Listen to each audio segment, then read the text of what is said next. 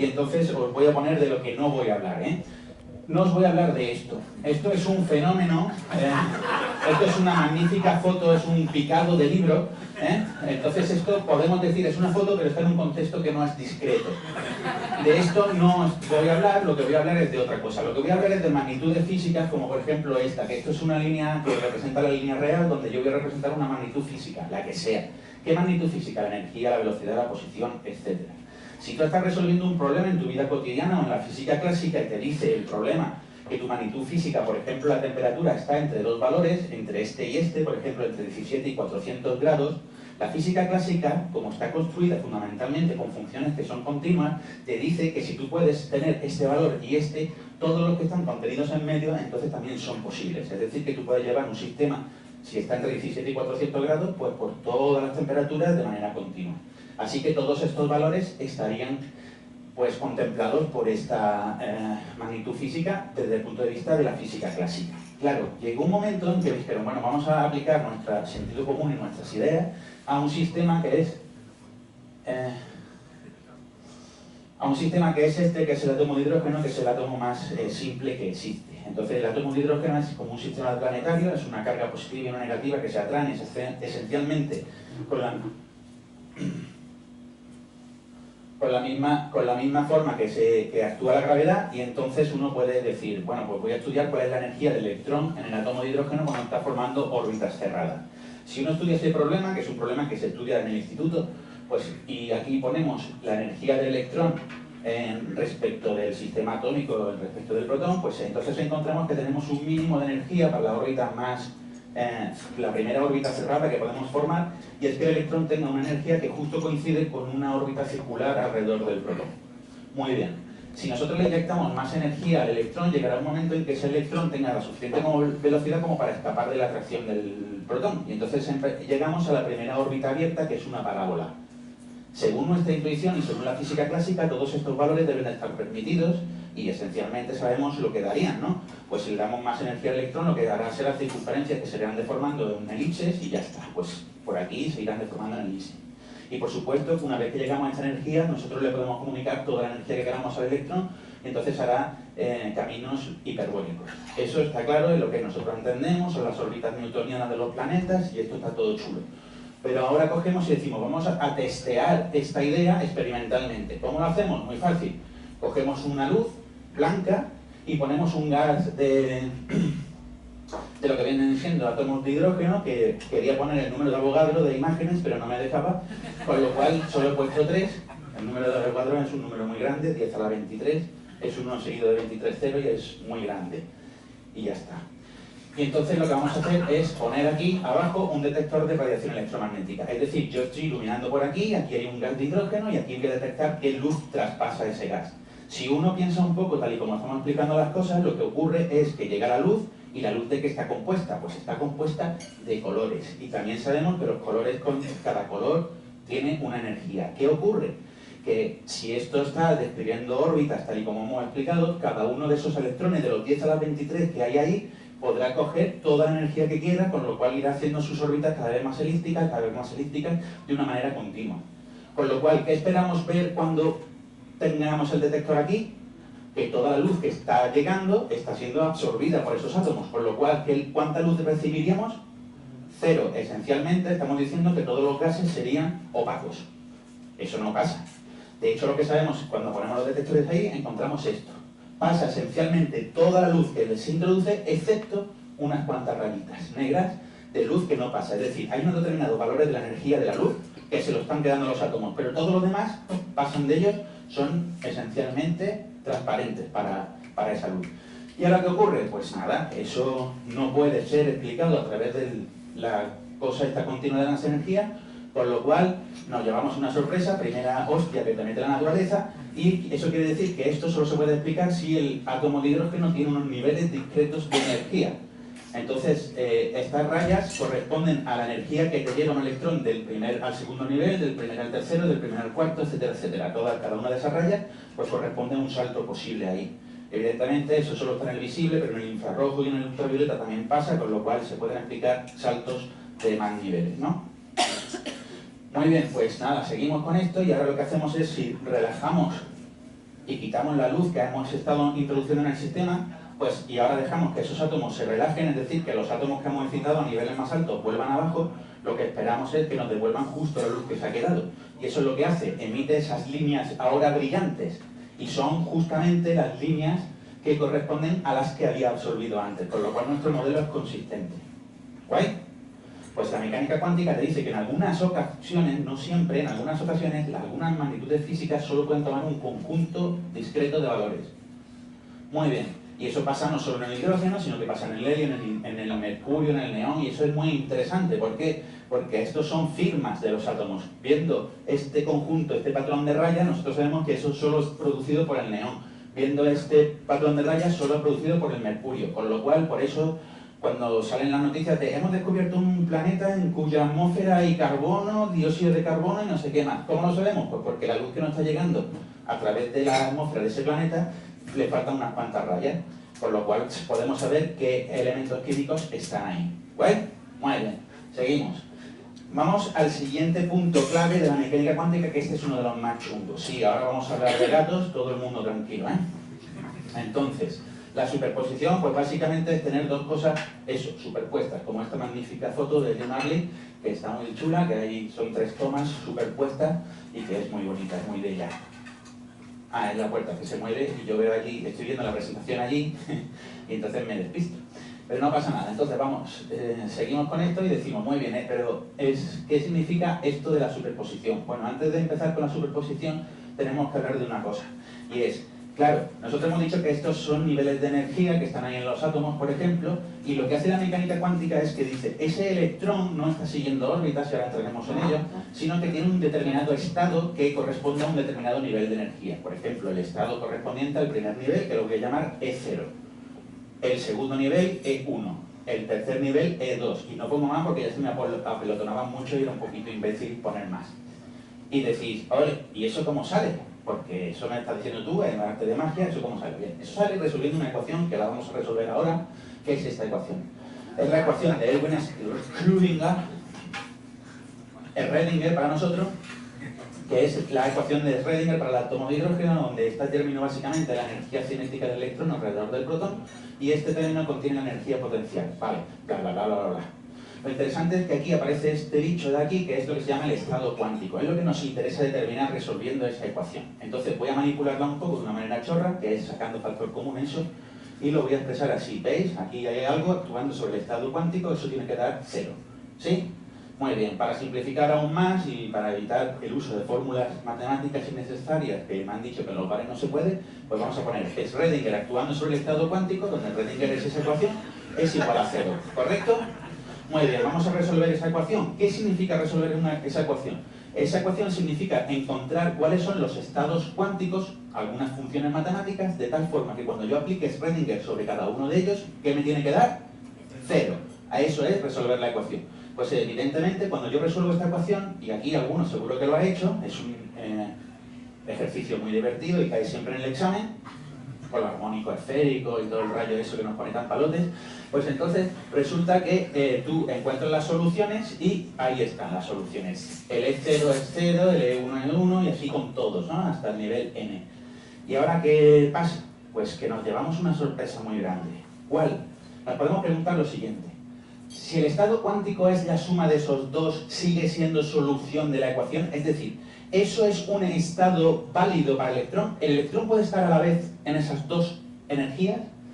Claro, eso es chungo, ¿eh? Porque nosotros no podemos estar aquí y allí a la vez, no podemos estar en dos energías a la vez, no podemos tener dos velocidades a la vez. Eso es algo que choca con nuestro maldito sentido común. Pero, ¿puede pasar eso?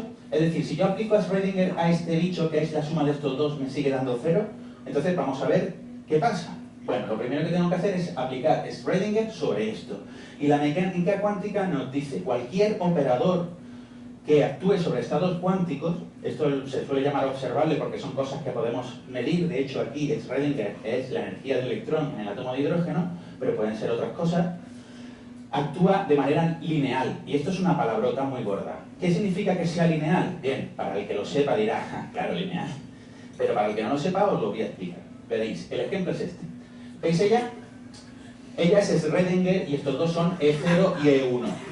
¿Podemos decir que se está follando a los dos? Sí, podemos decir. ¿Pero cómo lo está haciendo? Primero a uno y después a otro. Aplica secuencialmente. El conjunto neto es que se está tirando a los dos, pero primero a uno y después a otro por orden.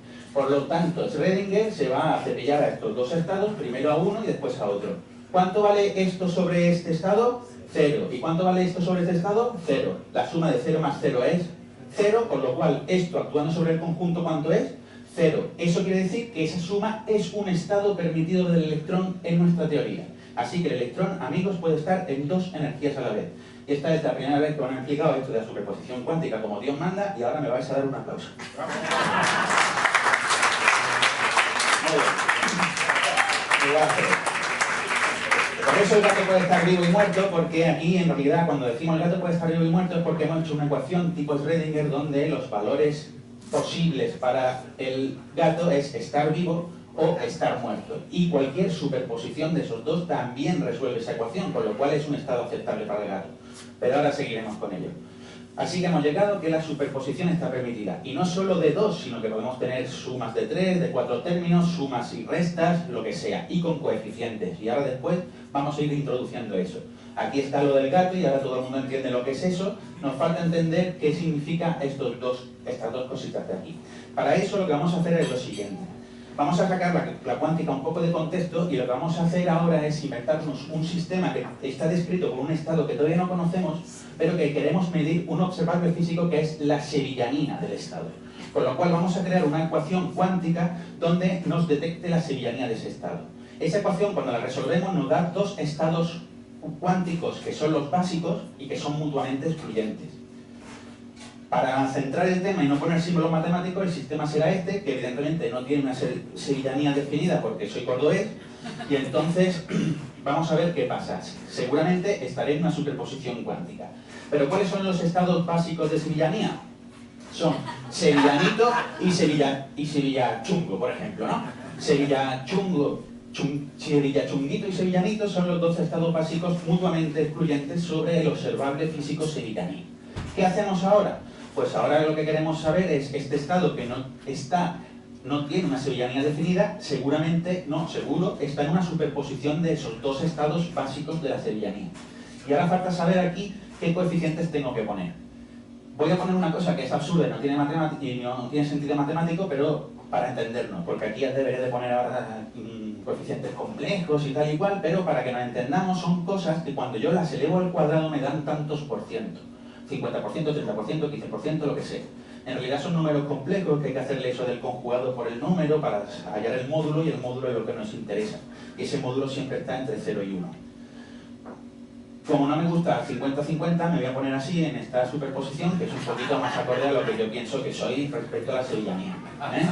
Aunque yo ahí por el cachorro muero, con lo cual tengo cierto ramalazo de aquí. Entonces, pues nada, tenemos este estado que es superpuesto, pero una cosa interesante es que un tema interesante que hemos dicho es que esto es respecto a la sevillanía de ese estado, como observable físico. Por ejemplo, que fuera su energía. Pero ¿qué pasa si yo quiero estudiar otra cosa? Como por ejemplo que sea su posición, o su velocidad, o su spin, son palabrejas. Es decir, otro tipo de observable. Bueno, pues entonces tendría que resolver las ecuaciones, ver cuáles son los estados básicos de cada uno de esos observables físicos, cosas que yo puedo medir en el laboratorio, y entonces me podría encontrar que respecto a la sevillanía ya he dicho lo que es esa combinación. Por ejemplo, si es respecto a cuán charlatán es el estado, pues entonces encontraría esta superposición de dos charlatanes. Ahí hay un signo de interrogación porque tampoco está la cosa como para pringarse ahora. Luego, si este es muy trabajador o no, pues entonces está aquí en eso, ¿no? El estado Kiko Rivera y el estado Minero, que son mutuamente excluyentes. Y luego, pues eso lo podemos hacer con cualquier cosa, entonces podríamos tener cualquier tipo de combinación. Ahora bien, si nos centramos aquí respecto a la sevillanía, claro, eso hemos dicho que la sevillanía es un observable físico. Eso quiere decir que seguro que hay un aparato que me permite medir, y me sale un numerito y me sale una señal que me dice cómo de sevillanito es este estado.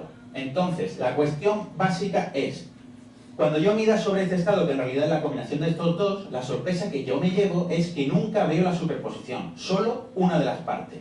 Para eso vamos a introducir el aparato de medida, que en este caso es este.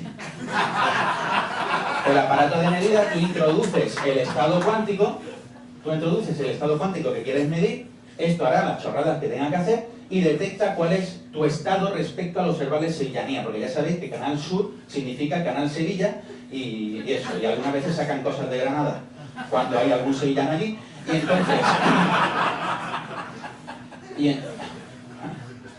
En Onda Ceuta, Córdoba sale más que en Canal Sur, pero no pasa nada. Entonces, tú haces así, el aparato funciona y te da un resultado que es este. Algunas veces falla, entonces lo tienes que volver a hacer y dice, pues este estado sí, es sevillanito. Eso quiere decir que de toda esta combinación, aquí ha pasado algo incontrolable, que este resultado ha salido de manera totalmente aleatoria. Es decir, podría haber pasado que hubiera salido el otro. Tú en principio no tienes ningún control sobre eso. Cuando tú mides, afectas el estado haciendo que la superposición se destruya y solo sobreviva una de las partes de la superposición. Y diréis, bueno, entonces la mecánica cuántica ¿para qué sirve? Si cada vez que mido me da una cosa que yo no sé controlar. Bueno, sí que sirve porque el truco está en preparar muchas copias de este en las mismas condiciones y hacer muchísimas medidas. Y entonces ocurre lo siguiente. Yo mido una vez y aleatoriamente me sale este, aquí mido y me sale este, y así sucesivamente. Resulta que lo mágico es que el 90% de las ocasiones, que es el coeficiente que acompañaba a este bicho en la combinación, me sale este resultado y el 10% me sale este. Y esto es lo que buscamos en los experimentos. En los experimentos cuánticos lo que se verifica, lo que se intenta encontrar son los promedios o los valores esperados que dependen de esos tantos por ciento de nuestras medidas. Y eso lo clava el experimento. En la mecánica cuántica ha llegado a predecir números con 12 cifras decimales. Eso quiere decir que tú haces unas cuantas cuentas de 10 o 12 páginas, te sale un numerito que tú puedes calcular hasta 15 cifras decimales o más, vas al laboratorio, lo mides y ese número que te sale difiere el experimental del teórico en la 13ª cifra decimal, por ejemplo en el momento magnético del muón o del electrón. Entonces eso es bastante bruto. De hecho, la mecánica cuántica, nadie puede decir que aunque sea probabilística no es, ¿cómo se llama esto? No es predictiva porque construimos cacharros con la mecánica cuántica, así que mal sería que nos salieran todos de suerte. Hostia, mira, qué suerte, un láser, hostia, un móvil, qué suerte. Entonces, la mecánica cuántica lo que dice que todo es inherentemente probabilístico, pero de vez en cuando nosotros sabemos tomar esas probabilidades y hacer cosas útiles con ellas. Muy bien. Ahora vamos a hablar de otro tema complicado, que es el tema de la indeterminación de este señor, que es Werner Heisenberg, que por ahí dicen que hizo el principio de indeterminación. Bueno, dos cosas. El principio de indeterminación es un teorema matemático, se deriva de la teoría, no es un principio, pero los principios se ponen al principio porque no se demuestran. Y segundo, en el artículo donde él expuso el principio de indeterminación, que es un teorema, lo explicó mal. Pero no pasa nada, porque como era Werner Heisenberg y nadie lo había dicho antes, pues tardamos casi 30 años en darnos cuenta de que él lo había dicho mal. De hecho, si leí en muchos sitios de divulgación, se sigue explicando como lo explicó él, de que no se puede medir porque hay un electrón que pasa y tú le echas luz y entonces se desvía y tal, y eso está mal, eso es un caca, mal. No leáis eso. Lo que quiere decir el principio de indeterminación es lo siguiente. Y hoy por fin nos vamos a enterar de ello. Otra cosa más. Y es esto. Es mucha letra, pero lo digo. Venga. En mecánica cuántica hay pares de magnitudes físicas que no están definidas en los sistemas a la vez. Y por tanto no las podemos medir a la vez. ¿Por qué? Porque no están definidas a la vez. Es decir, un sistema cuántico, eso de la posición y la velocidad, significa que a la vez no tiene posición y velocidad definidas. Por eso no las podemos medir a la vez, pero porque no existen. No es porque seamos bobos y no tengamos aparatos buenos, es que es imposible porque no están definidas a la vez. Eso choca con nuestro entendimiento porque dice, una partícula tiene posición, tiene velocidad, tiene energía, tiene momento angular, tiene bla bla bla, tiene bla bla. En física clásica puedo definirlo todo a la vez del tirón. En mecánica clásica cuántica te dice, no, hay determinados pares de magnitudes que son aquellos que no conmutan, eso lo digo para los que se vienen muy arriba con esta terminología, que no pueden ser definidos a la vez en un sistema. Y entonces vamos a intentar entender eso, que voy a explicar lo de la no conmutación, para que veáis el efecto que tiene y por qué no se puede medir a la vez. Nosotros hemos visto que este sistema respecto a ser sevillano o no, qué sevillanía tiene, es esta combinación. Y respecto a ser charlatán o no, tiene esta otra combinación. Entonces, ahora resulta que yo puedo medir dos cosas. Si es sevillano o no, que está dado por este aparato de medida, y si eres charlatán de tu cuerda o no, que es dado por este, que es el gran dios del periodismo actual. Su palabra es ley. Y entonces, ahora, pues, podemos aplicar estas medidas sobre nuestro sistema. ¿De qué forma? Bueno, hay que decir una cuestión. Si yo tengo esto descrito en estas dos formas, respecto a un observable de sevillanía y otro observable de charlatán, resulta que cuando yo mida aquí sevillanía, pues me saldrá este o este aleatoriamente. Y cuando yo mida aquí charlatanería de esta, pues me saldrá este o este aleatoriamente. Pero ahora, ¿qué pasa? Que si yo lo explico como bajo el punto de vista de la sevillanía, me volverá a salir que es una combinación. Y así sucesivamente. Si aquí mido sevillanía y me sale este, y ahora este lo expreso en charlatanería, me sale otra combinación. Entonces, ¿qué ocurre? Que si yo tengo ese estado y mido sevillanía, me saldrá este o este. Aleatoriamente, uno de ellos, no sé cuál. Y cuando mida lo otro, me saldrá este o este. Por ejemplo, imaginaros que la cadena es, mido aquí, me sale este, mido aquí, me sale este. Pero si ahora cambio el orden de medidas, pues cuando mida aquí, si es charlatán, me saldrá este o este aleatoriamente. O este y este aleatoriamente. ¿Van a coincidir las medidas en distinto orden? El resultado final será diferente. Eso quiere decir que las dos medidas a la vez no tienen sentido. Con lo cual no están definidas a la vez en el sistema. Y eso es wow. Por ejemplo, aquí hemos puesto este ejemplo chorra, pero podemos decir velocidades, posiciones, energías, momentos angulares, etc. Entonces hay que llevar cuidado cuando se dice lo del principio de determinación, que en realidad lo que está diciendo es algo muy intenso de la naturaleza, y es que no todo está definido a la vez siempre. Así que lo que llamamos realidad es real mientras que sea real, y mientras que no sea real, pues no lo es. Y esto es una aplicación de mierda.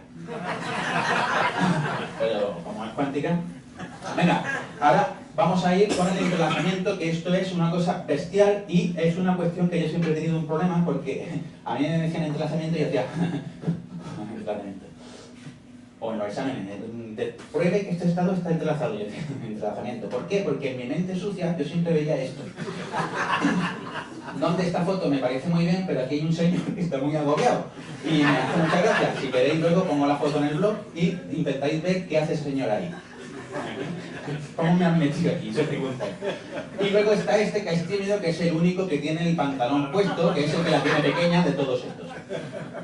Y los demás se lo están pasando pipa, creo. Es una foto muy famosa, de un fotógrafo que desnuda a todo el mundo y lo pinta de azul, etc. No es nada sexual. Pero vuestra mente sucia, la mía, sí, nos hemos venido arriba. Me quiero entrelazar. Entonces, vamos a hablar del entrelazamiento, que es una cosa fabulosa de nuestro universo y es muy simple. Tenemos una partícula, estas diapositivas se las he fusilado a Clara de su vídeo porque me parecían muy bestiales. Y entonces yo tengo una partícula que se divide en dos. Y ahora resulta que hay algunas determinadas magnitudes físicas que están correlacionadas. ¿Eso qué quiere decir? Eso quiere decir que cuando yo mida en una de las partes esa magnitud, voy a saber qué obtiene la otra, aunque no la esté midiendo nadie o aunque la mida otro o lo que sea. Por ejemplo, nos vamos a inventar el color de esas partículas y que los colores tengan dos estados básicos, azul y naranja, igual que antes. Podemos decir más, pero solo dos, azul y naranja. Lo que nos dice el entrelazamiento, lo que nosotros entendemos inicialmente con el entrelazamiento, que está mal, ahora vamos a ir desaprendiendo la teoría, es que si yo mido aquí naranja, en el otro lado voy a medir azul independientemente de los lejos que estén esos sistemas. Básicamente la idea de la mecánica cuántica es, como vamos a ver ahora dentro de un segundo, que tú no puedes describir el estado individual de esas partículas, que aunque tú veas partículas individuales respecto de algunas magnitudes físicas, es como si siempre fuera un único sistema, aunque la veamos muy lejos una de las otras. Es decir, que lo que a ti te parece que tiene una individualidad, desde el punto de vista cuántico, no, sigue siendo un conjunto. Y entonces, cuando tú alteras y haces una medida aquí, el estado colapsa, como antes hemos visto, que se pierden las combinaciones y tal, y entonces puedes deducir lo que pasa aquí. Esta es la explicación chorra que se da en casi todos los sitios, pero vais a ver por qué es chorra. Bueno, aquí lo que pasa es que si este mide azul, en el otro naranja, y si este mide naranja, en el otro mide azul. Lo he puesto 3 veces para incidir mucho en la correlación. Pero, amigos, aquí vino el gran Albert Einstein y dijo, ¿y qué pasa si cuando esta se divide, la gorda se divide, las dos partículas pequeñas sí tienen de verdad color? Lo que pasa es que nosotros no lo sabemos. Evidentemente, lo que nosotros vamos a ver en nuestros laboratorios es que cuando nos llegue esta es naranja, por tanto la otra es azul, porque nuestra teoría te dice si esta naranja, la otra es azul. Pero eso puede ser que todo el rato esta partícula haya sido naranja, no que haya colapsado mágicamente, cuánticamente. Entonces, este señor, Albert Einstein, dijo, la física tiene que contener elementos de realidad, es decir, las magnitudes físicas tienen que estar siempre definidas. Así que si yo veo aquí naranja y aquí azul, es porque esta siempre ha sido naranja y esta siempre ha sido azul. Lo que pasa es que cuando se crean, una tiene que ser de un estado y la otra del otro complementario, con lo cual lo vemos así. Evidentemente, si esta no sale azul, la otra, ¿cómo es? Naranja. ¿Pero por qué? Porque de siempre han sido una azul y la otra naranja. La mecánica cuántica, sin embargo, Bohr, lo que dice es que el estado completo de estas dos está compuesto por esta superposición, donde esto es para la primera partícula que nosotros vemos individualmente y esto es para la segunda, pero está descrita como un todo. Y esto igualmente, primera partícula, segunda. ¿Qué pasa cuando uno de los dos que están aquí o aquí miden? Pues según la mecánica cuántica es que en ese acto de medida, el hecho de tener color toma realidad, se hace real. Y entonces pasa, por ejemplo, esto, que si este mide azul, el otro es naranja. Aquí hay dos formas de entender el mismo fenómeno, con lo cual uno no puede discernir si la realidad existe, porque siempre está definida, o si no existe. Esto empezó la pelea en 1925 y se ha dilucidado hace poco, ya de manera casi definitiva, con lo del Big Bang Test, que después diré unas cuantas palabras sobre el tema. ¿Vale? Pero hasta entonces uno no sabía si Einstein llevaba razón y decía la mecánica cuántica es absurda porque no representa elementos de realidad, es absurdo que tú crees la realidad cuando estás observándola, y sin embargo la mecánica cuántica es justo lo que te dice. Pero como hemos visto, en este experimento uno no puede decidir entre las dos teorías, con lo cual no sabemos con cuál quedarnos. Y ese fue un grandísimo problema hasta que llegó este señor. Este señor es John Bell, que era un físico de partículas del CERN, que en sus ratos libres revolucionó la cuántica, porque tradujo ese experimento a un experimento donde sí se podía discernir entre la clásica y la cuántica. De hecho, dio un teorema que dijo que ninguna teoría que siguiera las ideas de Einstein, es decir, donde la realidad siempre está bien definida, puede dar las mismas predicciones siempre que la mecánica cuántica. Y el siempre es importante. ¿Por qué? Porque ahora solo tenemos que buscar un experimento donde las dos teorías nos den resultados diferentes. ¿Existe? Sí. Una versión muy simplificada es esta. Ahora supongamos que tiramos esas dos partículas y están entrelazadas de esta manera y ahora tenemos que discernir entre la cuántica y la clásica con la realidad siempre definida, etc. Lo que vamos a permitir ahora es que midan tres cosas. La posición, el spin, la velocidad, lo que quieran. Eso sí, este puede decidir cada vez que le llega una de estas partículas, y esto lo vamos a repetir muchas veces, si hacer la medida del observable 1, del observable 2 o del observable 3. Si hace la de 1 no puede hacer ni la de 2 ni la de 3 porque no tiene el aparato. Este lo mismo. Y cada uno, si están muy lejos, no se pueden comunicar. ¿Por qué? Porque se tendrían que comunicar a mayor velocidad que la velocidad de la luz y eso está prohibidísimo. Y segundo, eligen aleatoriamente cada uno qué experimento hacer. Lo único que van a hacer es medir a su rollo, pum, pum, pum, pum, pum, pum, pum, pum, miden y apuntan los resultados. Esto puede ser que sea dos posiciones, la posición x igual a 3 y x igual a 7, pero para simplificar a una la vamos a llamar 1 y la otra menos 1. Esto que sea rojo y azul, como hemos dicho antes, una será la 1 y otra será la 2. Esto en realidad, para los estudiantes de física, lo que se hace es estudiar la proyección del spin en tres direcciones distintas que, como sabéis, son mutuamente excluyentes y están sujetas a un principio de determinación. Con esto paso de los técnicos y ahora lo que hacemos es, hacemos una serie de medidas, muchísimas, y lo que hacemos es apuntar los resultados. Y este tiene esta tabla y este tiene esta tabla. ¿Qué hacemos ahora? Pues comparamos las tablas. ¿Cómo lo hacemos? Llamándonos por teléfono o mandándonos un mail. Esta es mi tabla y esta es la mía. Es decir, que con este sistema uno no puede mandarle información al otro. Tú sabes que si aquí te ha salido naranja, en el otro lado va a ser azul. Pero hasta que el otro no te lo diga, no lo sabes. Así que no sirve para hacer teléfonos instantáneos, ni para hacer teletransporte, ni hostias. Entonces, lo primero que tenemos que calcular es, aquí tenemos qué observable hemos medido, el 1, el 2 o el 3, y esto es el resultado que nos ha salido. Entonces, lo primero que tenemos que calcular, que comprobar, es que cuando de chorra hayan elegido los dos la misma medida, tengan valores opuestos. Si uno le sale 1, el otro menos 1 y viceversa. Y eso están aquí. M3, M3, en la segunda tirada han elegido el mismo, menos 1, 1. M3, 1, menos 1. Y así. ¿Vale? Y ahora, un paso más. Vamos a ver todas las veces que independientemente de lo que hayamos medido, nos han salido valores opuestos. Da igual que hayamos medido lo mismo o no. Pon 1 menos 1, 1 menos 1, aquí no, porque es menos 1 menos 1, y veis la filosofía, ¿no? Es tan chorra como esto. Bien, cuando uno aplica el razonamiento de Einstein, la mecánica cuántica a este tipo de problemas, nos encontramos con una sorpresa. La mecánica clásica, realista y todo el rollo te dice qué tanto por ciento de veces te van a no coincidir los resultados, es decir, más menos 1, etc.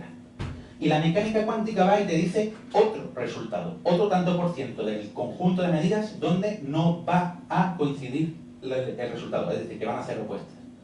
¿Qué tenemos que hacer ahora? Ver qué nos ha salido.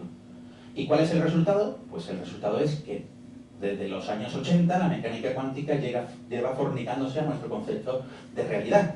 Eso quiere decir que los sistemas están globalmente definidos, los que están entrelazados, y que la realidad de ese sistema, los valores de sus magnitudes físicas, tal y como dice la superposición y la indeterminación, solo tienen realidad cuando tú las miras, y no antes y no después. De hecho, si os venís muy arriba, en realidad lo que se mide, como hemos dicho, es este tipo de cosas, y entonces lo que te dice esto, dice la Bell inequality, es la desigualdad de Bell. Si los resultados, si la física fuera clásica, esta curva, que lo que representa es eso de medir en distintos ángulos la proyección del spin, solo tendría que estar contenida entre 2 y menos 2. Ahora bien, la mecánica cuántica te dice, en esta región de ángulos, eso se te va a ir por arriba y por abajo, en esta cantidad. Es decir, esto de aquí, que es lo que se llama la violación de las desigualdades de Abel. Y eso es justo lo que se busca y eso es justo lo que se encuentra. Claro está, para hacer estos experimentos tenemos que asegurar muchas cosas. La primera, que tú eliges aleatoriamente qué medida hacer. Y entonces aquí viene un problema, y es, tú tienes que hacer las medidas lo suficientemente rápido para que cuando esté en vuelo la partícula que tú vas a medir, tú elijas aleatoriamente el experimento que hacer. Bueno, eso es un problema técnico que se consigue solventar, hay unos conmutadores ahora de cine que te cambian el experimento en nanosegundos, y eso no hay problema. Las cosas tienen que estar muy alejadas para asegurar que no hay posibilidad de que nada vaya de este punto a este para informar a la velocidad de la luz del resultado de las medidas. Eso también se hace porque ya lo estamos haciendo esto a nivel de kilómetros. Y otra cosa interesante es que tienes que estar seguro de que tus detectores de partículas, cuando hacen las medidas, toda partícula que le llegue la miran. Es lo que se llama el problema de la eficiencia. Y eso es un problema técnico que ya también está solventado. Lo que se hizo en el Big Bell Test es asegurar que tú elegías aleatoriamente, ojo, el experimento que hacer en cada momento. ¿Por qué? Porque ya se pusieron exquisitos y dijeron, con generadores de números aleatorios no vale. ¿Por qué? Porque los generadores de números aleatorios algunas veces no son aleatorios, sino que hay un programa debajo que los genera. Hay otras veces que el experimento se elegía mirando la desintegración atómica. Y eso es bastante aleatorio porque lo rige la mecánica cuántica. Sin embargo, alguien dijo, ojo, pero como esto es un elemento cuántico acoplado a otro elemento cuántico, puede que haya algún hecho cuántico que no conocemos que esté comunicándose con el otro. Así que, para obviar todos esos tipos de problemas, sí, es una paja mental, pero para obviar todos esos tipos de problemas, ¿qué vamos a hacer? Pues vamos a convocar a la humanidad que tenga ordenador, porque los que pasan hambre no están interesados en la mecánica cuántica, y entonces los vamos a poner a hacer ceros y unos aleatorios, que es lo que hicimos en el Big Bell Test, y con esas cadenas de ceros y unos, que se cortaban, se mezclaban y se mandaban a distintos laboratorios, se elige en cada laboratorio, en cada momento, qué experimento hacer. Entonces los resultados preliminares que están saliendo es que la mecánica cuántica gana por goleada. Así que la realidad no está bien definida, mala suerte, y todo el rollo pues es así de raro y tenemos que aprender a convivir con ello. Y entonces vamos a hablar muy brevemente de una aplicación que es la computación cuántica, donde vamos a ver que es esencial que estén todos los elementos de la mecánica cuántica. Para empezar, la mecánica cuántica se tiene que hacer con elementos físicos reales. Y la primera implementación física donde pudimos aplicar las reglas de la mecánica cuántica pura y dura que hemos hablado a un modelo de ordenador lo dieron estos dos señores, que este es Peter Zoller, que está en Innsbruck, en el Instituto de Óptica Cuántica, y este es Juan Ignacio Cirac, que fue el señor que entrevistamos ayer en Los Tres Chanchitos, y bueno, es el director de la sección teórica del Instituto de Física de Óptica Cuántica del Max Planck, y es uno de los grandísimos capos del campo, donde en 1995 estos dos señores dieron la primera versión realizable en laboratorio de un ordenador cuántico. ¿Cómo lo hicieron? Pues dijeron, vamos a poner iones son átomos donde le hemos arrancado un par de electrones o un electrón o los que sean, y por tanto tienen una carga positiva.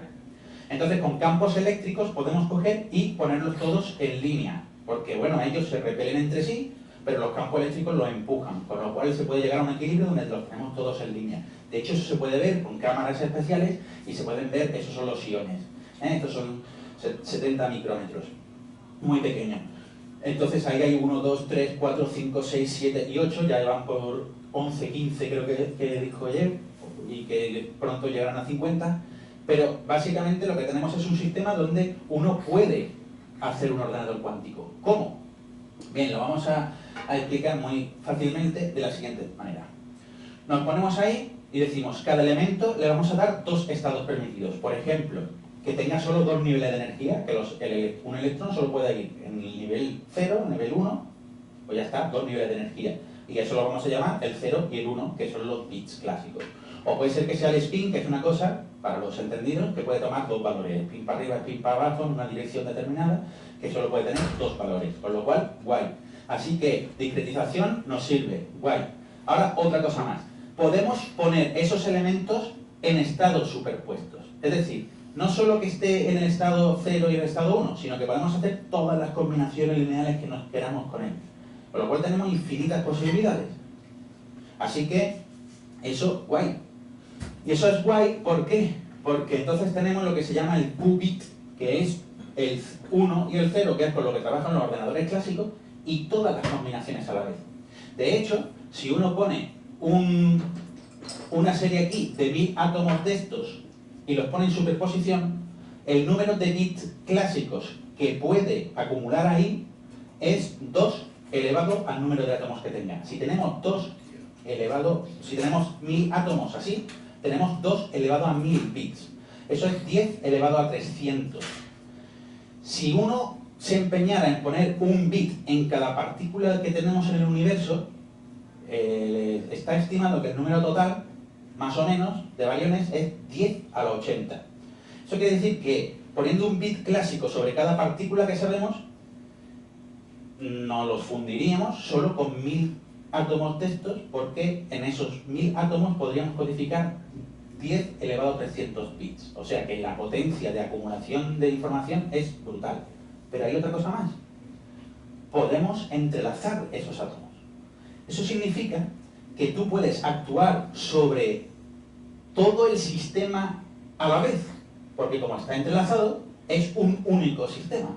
Así que tú puedes mandar operaciones, sumas, restas, puertas lógicas, etcétera, que actúen a la vez sobre los 10 elevado a 300 bits si tenemos 1000 bits cuánticos, 1000 qubits. Y eso es una bestialidad muy gorda.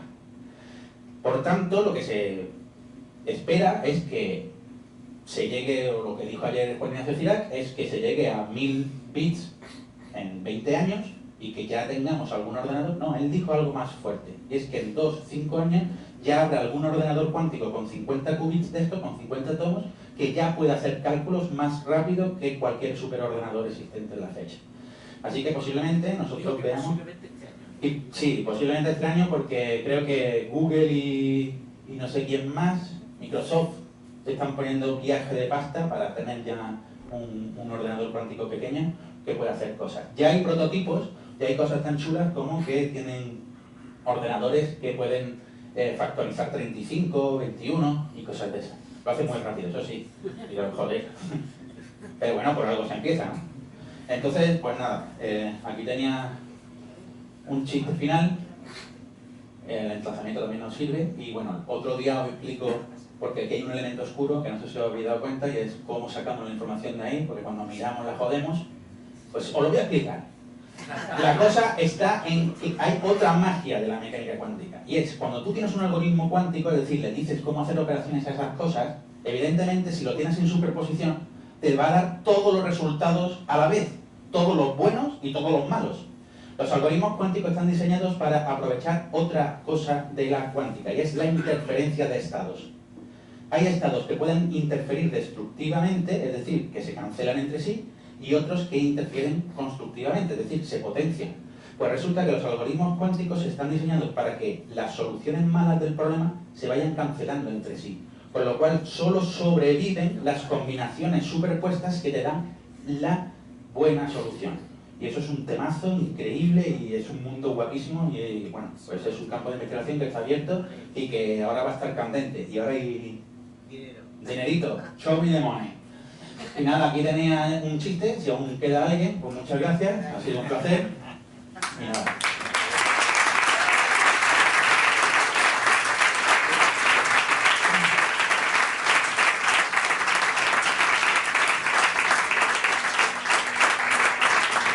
Creo que tenemos tiempo y ganas para alguna pregunta. ¿Alguien quiere preguntar algo o hacer algún comentario o algo? ¿Nadie? ¿Todo ha quedado muy claro? Sí, por ahí.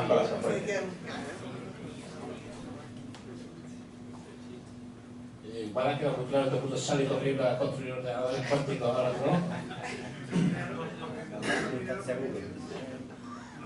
¿Cómo se llama, por curiosidad, el símbolo con el que representas el estado cuántico? Que es la barra vertical con el paréntesis anguloso. Ket. Ket. Eso. Viene de bracket, que es paréntesis, y como esta parte solo es el ket. Eso se llama notación de Dirac.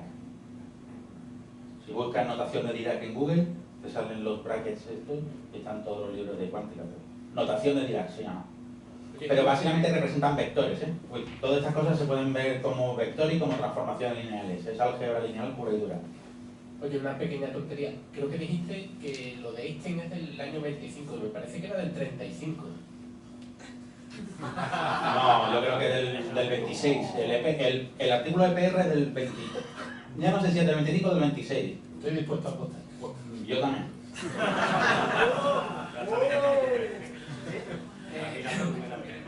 Hablabas de los algoritmos Cuánticos. ¿vale? Entonces, yo he leído, no sé si en Francis, que los algoritmos normales en ordenadores cuánticos lo que hacían es ir más lento y dar resultados más lentos que un ordenador normal. ¿Cómo es un algoritmo cuántico? ¿Se puede hacer el ejemplo de la tostada que damos en primero de carrera con un algoritmo cuántico? No. No. Porque lo que tú tienes que hacer es codificar, aprender a codificar primero el algoritmo.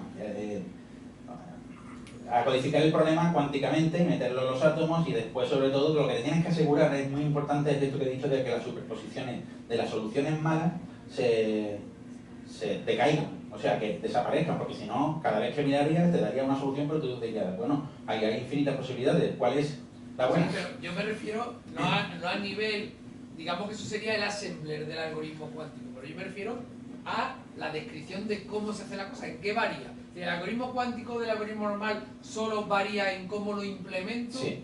Luego lo que sería el algoritmo de ordenación de base de datos sería igual, tanto en una máquina cuántica como en una clase. Un ordenador clásico o un ordenador cuántico solo puede hacer los problemas que puede hacer un ordenador clásico, solo que los hará mucho más rápido. De hecho, el problema de la factorización está resuelto, teóricamente, en factorizaciones que te den un número muy grande, que te digan que es producto de dos números primos también muy grandes. Eso en un ordenador clásico, pues de los de nuestra disposición, pues eso tarda del orden de varias veces la vida del universo. En eso se basa la seguridad informática. Y resulta que ya hay un algoritmo, bueno, de hecho creo que es del 95, 94, que lo que hace es que el tiempo es básicamente, te lo reduce a minutos, horas. O sea que es una aceleración de los procesos. y luego habrá problemas que se puedan resolver, que no se pueden resolver en tiempo razonable en eso, pero los problemas gordos que no se pueden, que sabemos que no sabemos resolver ahora de manera eficiente, no sabemos resolver, no, que no nos da tiempo a encontrar una solución, los ordenadores cuánticos tampoco lo van a hacer.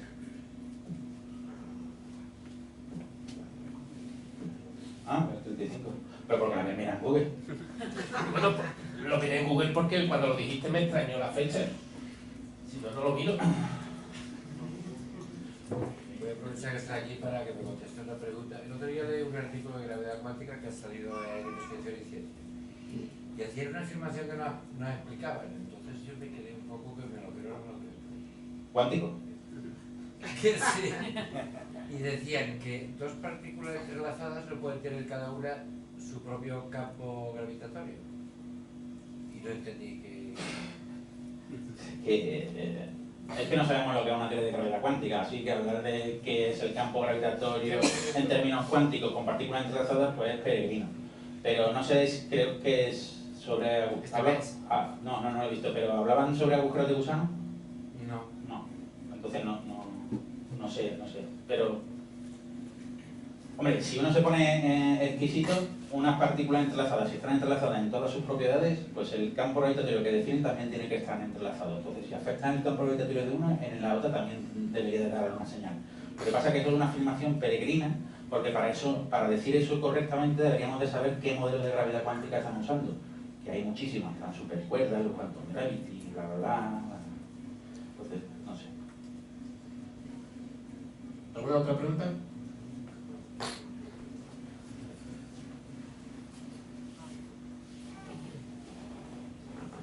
A ver, hola. Hola. A mí me da un poco de vergüenza preguntar esto porque yo creo que solo he escuchado de mecánica cuántica en Big Bang Theory. Ajá. ¿Vale? Entonces yo, idea cero. Pero cuando has dicho el supuesto eso de saber si en un sistema si lo que está pasando es realidad o a lo mejor es porque tiene una forma de llegar el mensaje, ¿no?, a la otra parte, y has dicho para desmontar la parte aleatoria, ¿no?, pues no podemos hacerlo sobre cosas que sean cuánticas y lo vamos a hacer con gente que meta 0 y 1. Y la otra premisa de la velocidad de la luz, ¿esa no se desmonta? Bueno, eso fue lo primero que tuvieron en cuenta, por eso se procura que los sistemas estén muy lejos. Entonces, lo que tienen que pasar es que los sistemas estén muy lejos y que los experimentos cambien aleatoriamente muy rápido, para que no dé tiempo a que ninguna señal vaya de un punto al otro informando, oye, que yo voy a medir 1, tú, si mides 1 ya sabes lo que tienes que salir. Estoy hablando en términos de que va un ángel corriendo y le dice al otro, la otra partícula, lo que tiene que salir. Pero esto son cosas que los experimentales se ponen y dicen, ¿qué puede salir mal? ¿Por dónde nos pueden meter mano? ¿Por dónde nos pueden decir aquí queda un hueco? Y esos son huecos que, bueno, eso creo que desde los años 80 se consiguió hacer eso muy rápido y tener las partículas muy alejadas, y ahora lo que nos quedaba hacer es lo de la aleatoriedad. Y por eso se necesitaba no una persona metiendo unos y ceros, que se sabe que no somos nada aleatorios, sino que siempre buscamos patrones, sino que se necesitaba mucha gente en el experimento metiendo unos y ceros a la vez, donde se combinaban las cadenas y se partían y se mandaban aleatoriamente a los... Entonces había muchos procesos aleatorios a la vez para asegurar de que no había ninguna manera de que un ángel que pasara por allí supiera qué estaba pasando. Y lo de la velocidad de la luz es sacrosanto por ahora en física. No, o sea, no hay nada que pueda propagarse más rápido que la velocidad de la luz. Pero eso es una premisa que no es una premisa que nosotros no lo creemos porque lo dijo Einstein ni nada de eso, sino porque si no fuera así, por ejemplo, no entenderíamos nada de por qué, por ejemplo, por qué el oro es amarillo. O no entenderíamos por qué existe la antimateria, que sabemos que existe, de hecho lo usamos en los hospitales ya para hacer PET y diagnóstico por imagen. Entonces, si la velocidad de la luz no fuera una constante, no entenderíamos muchísimas cosas que creemos que entendemos. Entonces, todo apunta a que la velocidad de la luz es constante, al menos en nuestra escala, y que no puede ser superada por partículas que tengan una masa distinta de cero. Así que, eso.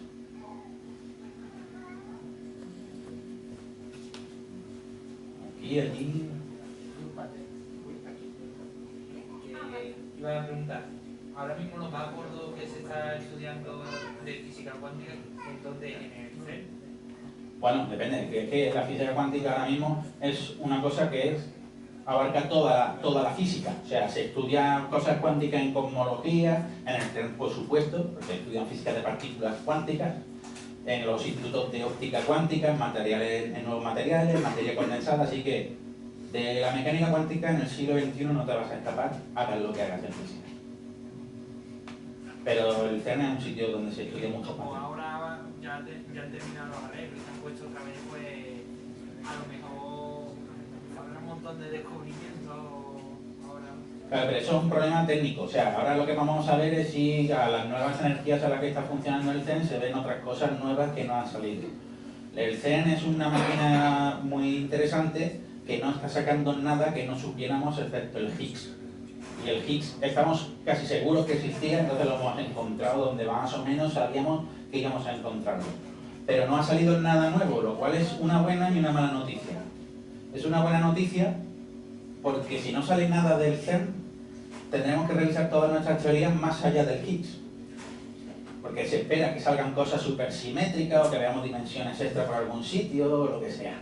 Pero si no vemos nada es guay porque habrá mucho trabajo para hacer teorías nuevas, pero sería muy malo porque a ver quién convence a los gobiernos, tal y como está la cosa, para hacer un cacharro con todavía más energía, que cuesta muchísimo dinero y la gente dirá, hombre, ¿cómo no vamos a gastar este dinero? Eso es tirar dinero. Lo que la gente no sabe es que cuando uno construye una cosa como el CERN, por cada euro invertido en su construcción, en la primera década de vida reinvierte 10 euros. Uno invertido te devuelve a la sociedad 10, o sea que es un negocio guapo. Lo que pasa es que eso no te lo cuentan los políticos, porque los políticos lo que quieren es ir a inaugurarlo y que les salga barato. Ya.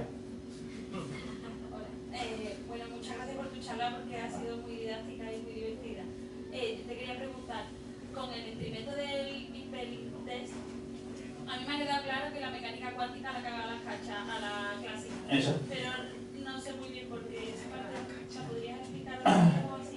Bueno, porque en estos experimentos la mecánica clásica, lo de Einstein, dice, os va a salir este resultado. En realidad te dice, te va a salir entre esto y esto.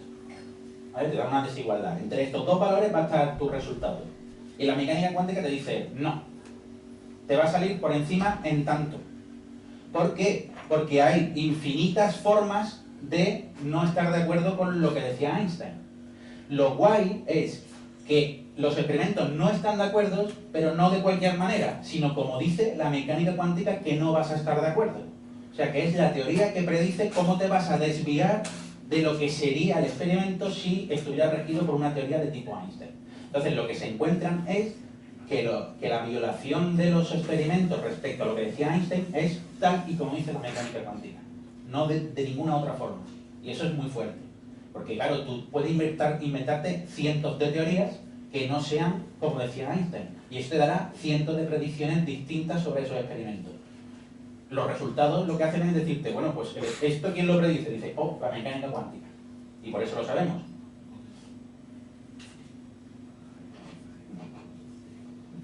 Ahí hay una última pregunta entonces.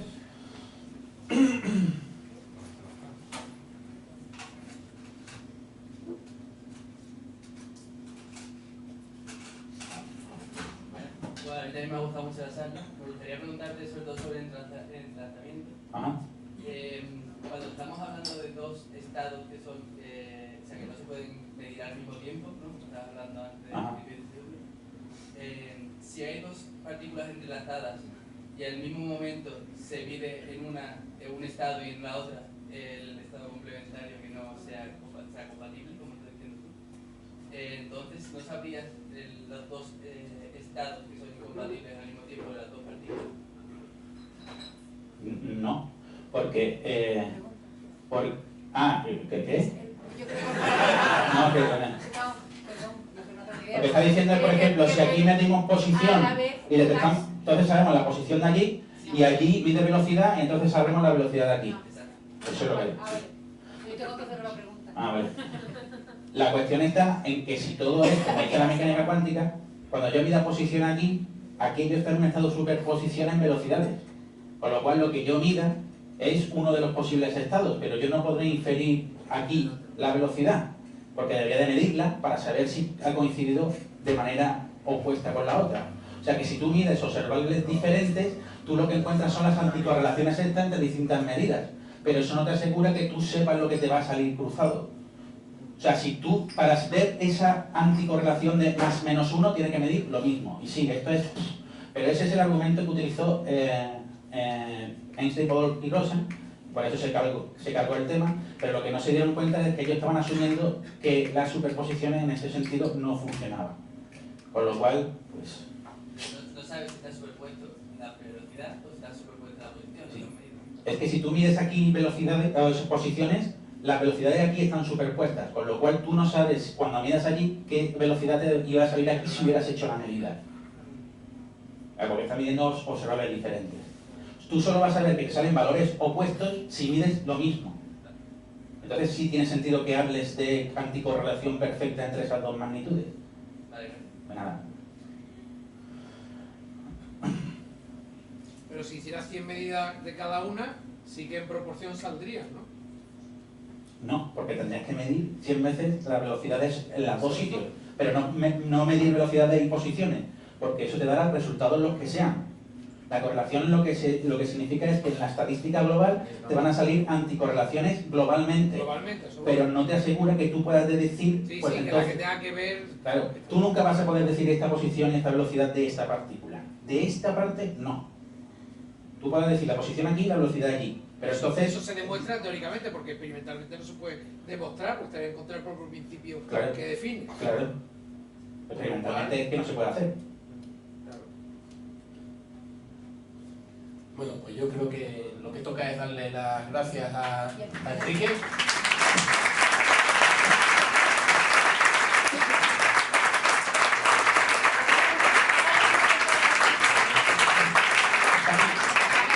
¿Cómo se llama el siguiente conferenciante? Carlos. Bueno, Carlos será una charla en general de biología. Todavía quedan un par de temas hoy de poder... Creo que me dijo que al final iba a ser paleogenética. Del ser humano. Era una de las cosas que le habíamos sugerido que hablara, ¿no? Sí. De paleogenética será dentro de 15 días. Y podéis averiguar un poco, que es un tema realmente muy, muy interesante. ¿Sí? Dentro de 14 días. Dentro de 13 días y 23 horas.